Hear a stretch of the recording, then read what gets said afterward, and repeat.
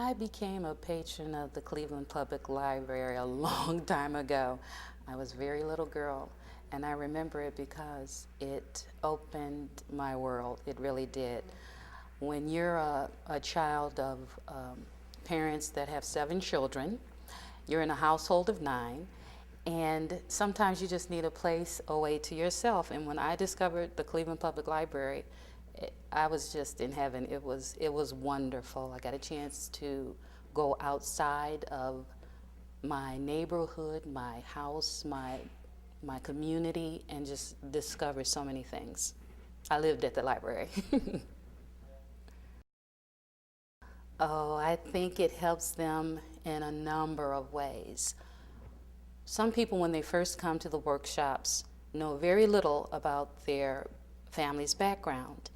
And that little morsel that they do get from coming here, sharing their information, researching on the computer or in the variety of books and microfilms that the library supplies, they get a taste of it, and when you see that in their eyes, they get so excited and they want to move forward. In the world of genealogy, moving forward means going back into the past. And so you see them light up, and they constantly want to learn more. They're interested in what happened with their families in the past. They're curious as to, how they fit in the scheme of things. And then they think about how they can pass along this information to future generations. Well, I know for me, personally, the most information that I got was from my maternal grandmother. And she was the person that you went to find out what happened in the family. And she was from the South, she was from Alabama, and she used to tell us all kinds of things that used to happen. And so I would just take the information that she gave and try to get something written, documentation. That's what, a genealogist's background is, to make sure you get the source of the oral story.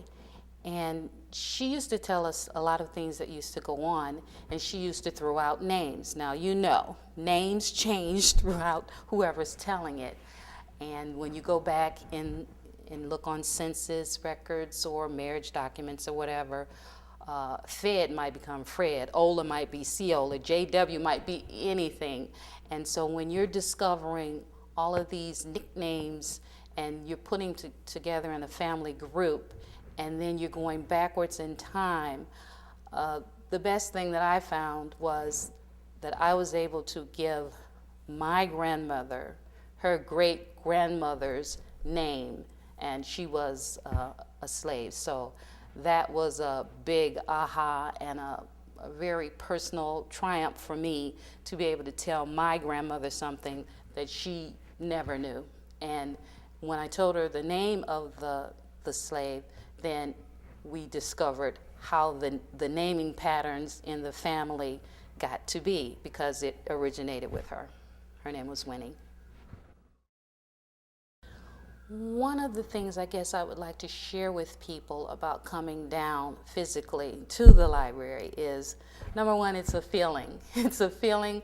It's not on the internet at home where you're searching out there and you might go astray and you come across things and you might not be able to interpret it on your own. When you come down to the Cleveland Public Library, there's a lot of information, but you also have people that will be able to help you interpret. They will be able to lead you in maybe other directions that you didn't even know were available. And they would be able to help you plan how to do different things. So when you come down here, you'd be just super amazed at all the things that you have. You can never go through it in a day or two. You'll be back. You'll be continuing to come back to see all that you can glean from the public library.